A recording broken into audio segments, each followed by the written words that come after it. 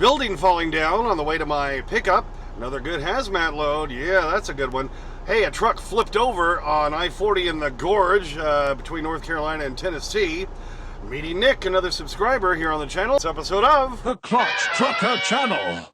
Clutch Trucker filmed before a live and furry studio audience. That is Rusty, the world-famous meatball dog. Hey YouTube, Clutch Trucker here. Thanks for tuning in to another edition of the Clutch Trucker Channel. Alright, yeah, delivered my load early this morning in, where was that? Jefferson, Georgia, to Kubota, the tractor people.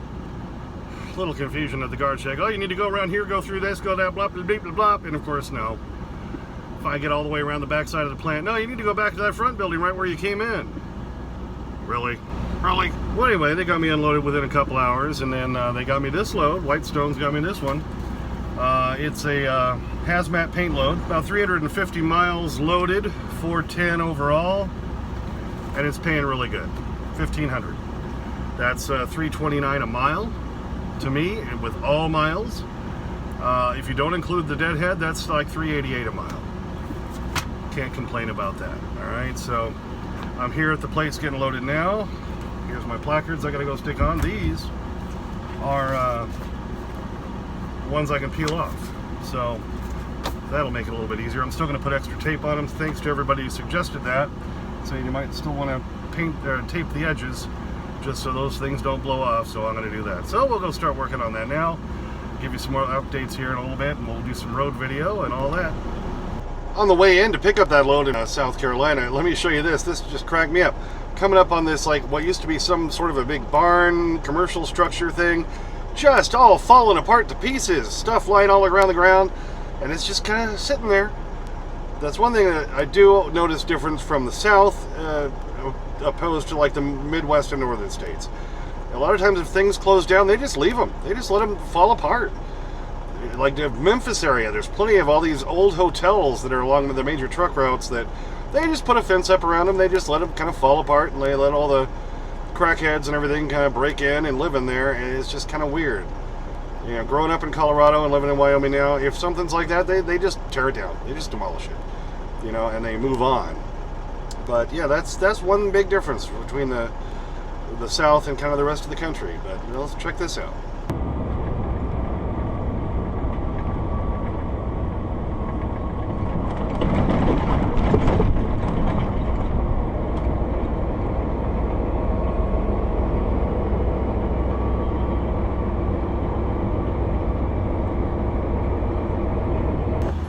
Well, here we are in the Gorge, as they call it, I-40 between North Carolina and Tennessee. We've been creeping along at a couple miles an hour for at least a half hour now. Obviously some big incident up here. We're going down to one lane. I can see some disco lights up ahead. So, starting to have us all get into the left lane, it looks like.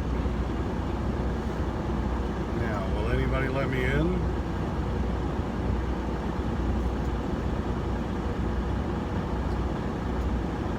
That car really should have let me in, but they didn't. Little Volkswagen. This little car next to me should have let me in, but they didn't.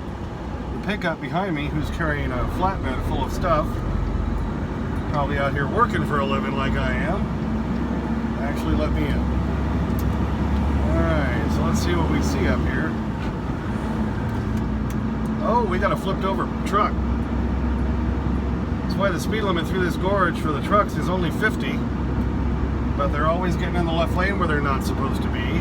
They're always speeding, which they're obviously not supposed to be doing. But look at this mess. Look at that. Lesson for you. This is why you don't go speeding through the gorge. Wow. That is a mess. Flipped over drive-in and a flipped over truck. That's crazy. Well, at least we caught something good on video. Saw the driver, it looks like, walking around the front right as we passed, so that may have not caught on the video, but I'm sure he's feeling like a major idiot about this point. You know, there's a reason they set the speed limit for 50 for trucks coming through here, and there was some proof right there.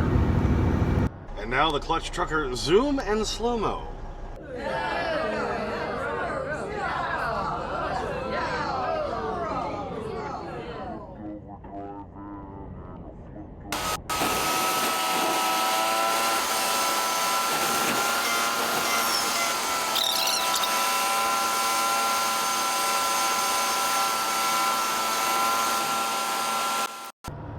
Yeah, trucks aren't allowed in the left lane at all in this section. And the speed limit for trucks is 50. Speed limit for cars is 55. Of course, the cars are usually going 65 to 70. And most of the trucks are going 55, 60, 65. And a lot of them are in the wrong lane where they shouldn't be. I just don't understand it. You know, if you're in that much of a hurry, you call the broker, you say you're going to be late. You know, it's not worth getting the tickets over. I just don't understand people who do that. But, you know, and like I said earlier, speed limit's there for a reason, because trucks flip over through this area if they go too fast. But, you know, just because they're a truck driver and professional driver, doesn't mean they're smart. My dad always said, one of his famous phrases, just because somebody has a job doesn't mean they're good at it. Ain't that the truth, baby? Alright, so we got loaded down there in South Carolina. A load of essentially paint, stuff to make paint with, going up in Kentucky. This load is paying really well. I think I talked about it before.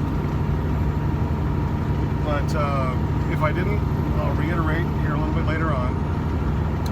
So we got a good one again. So that was the right move, to drive the empty miles over to Brandon, South Dakota to get the load, to get down to Georgia where we got another good one. And Mark at Whitestone was telling me about this load, and I had to tell my wife about it. It cracked me up. Picking up right near where I'm delivering, going to Anchorage, Alaska, of all places. He said, "You got a passport?" Yeah, no, I don't, actually. I don't have a current passport. But from Kentucky to Anchorage, Alaska, $25,000. Hello! Wish I had a passport, baby. That would have been a hell of a load to get. What do you think? I'll have to work the rest of the month after that. So we are driving through the gorge. It's kind of pretty, kind of nice. In the winter, it can be real nasty. But stopped and got a shower after I delivered this morning, because I had to go back up by the Petro on my way up. I'm like, why? I got credits, might as well hop in and get a shower. Got one of those blast you against the wall kind of showers that I love. My neck was hurting. I just let it pound on my neck for a while. It was a beautiful thing, baby. Yeah. So anyway, we'll get up there tonight. I have a window tomorrow morning of 8 a.m. to 3 p.m. so we can make that happen with no trouble. So this should be a good load. We'll see what tomorrow brings.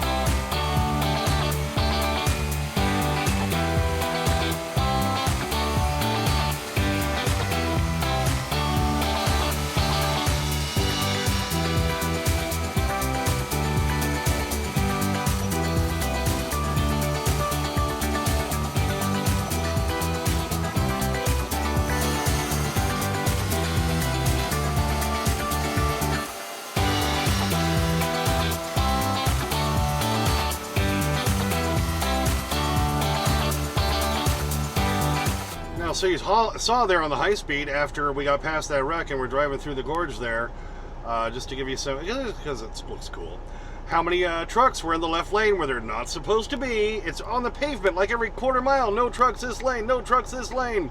Signs on the right constantly. Trucks must use right lane, no trucks left lane. And all these idiots do it anyway, and they speed along. I just don't understand. Why risk getting pulled over for something stupid like that? If you're not going to make it through in enough time, they didn't give you enough time to do that run, then you're working for the wrong company, or you need to tell the broker ahead of time. No matter who I worked for, I never had a problem calling up the broker saying, this run is unrealistic, it's not going to work. But, you know, that's the way I run things. I don't want to get hassled. It's my license, my life, my stuff, and, you know, I'm not going to run my ass off like that and, you know, for a company when they're, oh, you need to go faster through. Of course, they're not really going to say that. They can't technically do that, but you know that's what they're saying. Anyway, I just don't get it. You know, it's not going to gain you that much time, really. In the whole scheme of things, your truck is not a time machine. Caught this north of Knoxville. Look at this. A few cops pulled over this big truck hauling swimming pools. Two of them stacked on top of each other right there. Maybe they were checking for his permits or something. What do you think? Did get to meet another subscriber the other day when I was parked at the Road Ranger there in Okawville, Illinois. Exit 41 on I-64. Yeah, another truck pulled up a couple spots over from mine, and I was on the phone with my wife at the time. This guy pops out, walks over, and goes, "Hey, Clutch Trucker!" And I'm like, "Hey, how you doing?" And yeah, he was the one who helped me give me some comments about different ideas for either the pre-pass or the best way and ways to do that and stuff. And so I had to catch him on some video. So here's Nick.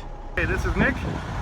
Nick pulled up a little space over from me here. I'm still in Okawville at the Road Ranger, and he said, "Hey, I'm surprised I caught you." So we took Rusty out and gave him the tour. Hi, YouTube land. So now, you saw it on the inside, and everyone always says when you see it in person compared to the videos, So much bigger. that's what everyone keeps saying. So much bigger and so much room. So nice. So yeah, you're like the full-size bed upstairs, right? Oh yeah. Yeah, that's a game changer. I need one like that. And of course the toilet, which is, I say, is the biggest game changer. That is the biggest game changer. I would love to be at a shipper receiver with that thing sometimes. Yeah. Well, Nick, so nice to meet you. Thanks for coming by. Nice to meet you. Then, of course, we stood outside and talked for like the next hour or more. I had time to kill before I needed to get on the road Saturday night, so I could drive, through the overnight and hit Atlanta early Sunday morning, and then hopefully by the time I got parked, I'd have a place to park after all. So yeah, so it was really neat meeting Nick.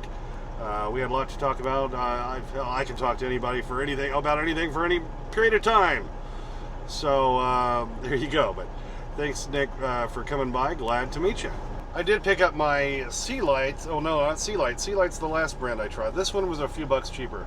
Mars Auto. All right, LED bulbs.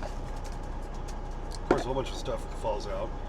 But basically, this is what they look like for the headlights. And these just fit into the same sockets as your regular type bulb would.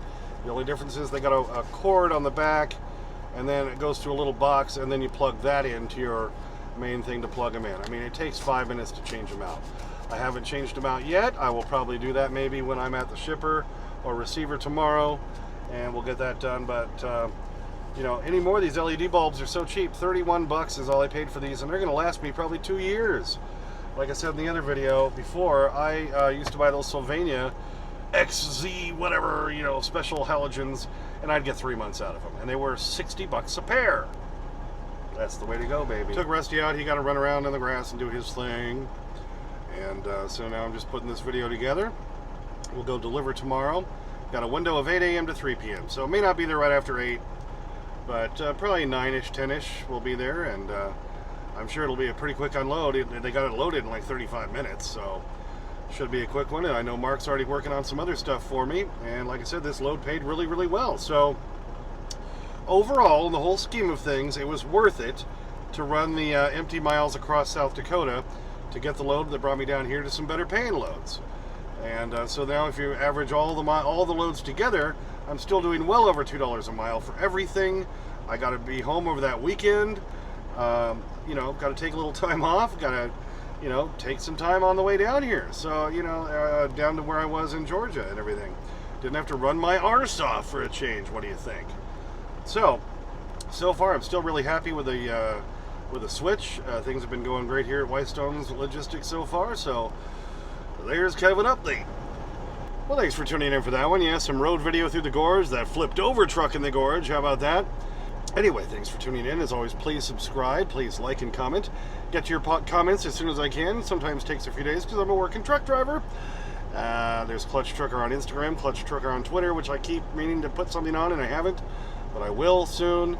And as always, if that magic YouTube fairy dust, Clutch and Rusty, out.